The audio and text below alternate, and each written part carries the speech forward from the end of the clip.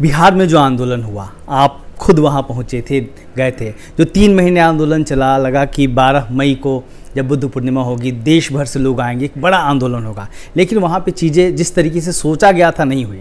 इससे एक निराशा की भी स्थिति कहीं ना कहीं पैदा हुई, क्योंकि दुनिया भर की नज़र इस आंदोलन में थी। वर्तमान में क्या स्थिति है? हम बौद्ध हैं, आशावान होते हैं। मैं आपको बताना चाहता हूँ, इस आंदोलन की शुरुआत अलेक्जेंडर कनिंघम के ज़माने में लाइट ऑफ एशिया के लेखक अर्नोल्ड अनागारिक धम्पाल जी ने शुरुआत की और लगातार 100 साल हो गए हैं ये आंदोलन चल रहा है। बीच में भी कई बौद्ध भिक्षु, कई सीनियर लोग आते रहे, जैसे नागार्जुन सुरेई ससाई जी। आज हम लोग लगे हुए हैं। मैं विश्वास दिलाता हूँ, समय चाहे जितना लगे, बोध गया महाबोधि विहार हमारा होगा, हमारे साथ होगा और हमें कोई निराशा नहीं है।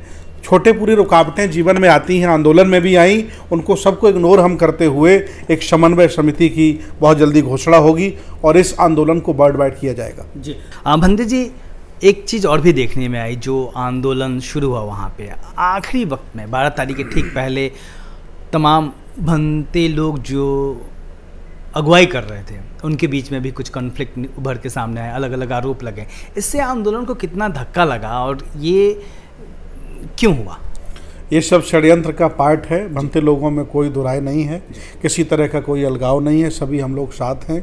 जितना सम्मान हम लोग विनय चारिका जी का करते हैं उतना ही आकाश लामा का करते हैं। इसमें चूंकि ब्राह्मणवादी शक्तियाँ घुस आईं और उन्होंने षड्यंत्र के तहत हमारे लोगों को बरगलाया है और वो हम लोग उस षड्यंत्र के शिकार हुए, समझ नहीं पाए। लेकिन अब हम लोग और मजबूती के साथ समन्वय समिति बनाने की प्रक्रिया में हैं। आदरणीय विधायक जी और बहुत सारे लोग पूरे देश भारत के जो महाबोधि महाविहार मुक्त चाहते हैं वो दिल्ली पहुंच रहे हैं। हम 2 दिन प्रयोगशाला में बैठेंगे, चिंतन शिविर करेंगे और फिर जो समन्वय समिति बन के आएगी आंदोलन उससे गवर्न होगा। किस तरीके से आगे बढ़ना चाहिए इस आंदोलन को, आपकी क्या राय है? आंदोलन रोड पर भी हो, मैं चाहता हूं, और आंदोलन कोर्ट में भी हो, आंदोलन न्यायालय में भी हो और आंदोलन गांव-गांव भी हो। अगर ये आंदोलन और लंबे समय तक चलता रहा तो हम बुद्ध, अशोक, फुले, साहू, अंबेडकर की विचारधारा और गति के साथ गांव-गांव ले जाएंगे।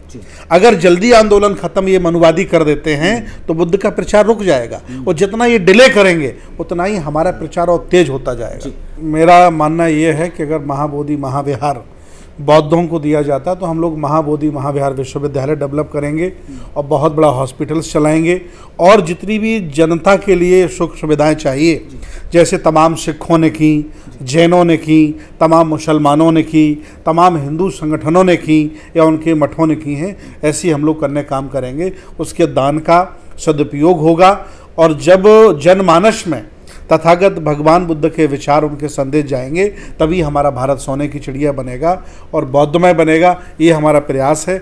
आज नहीं कल हम लोग युद्ध जीतेंगे।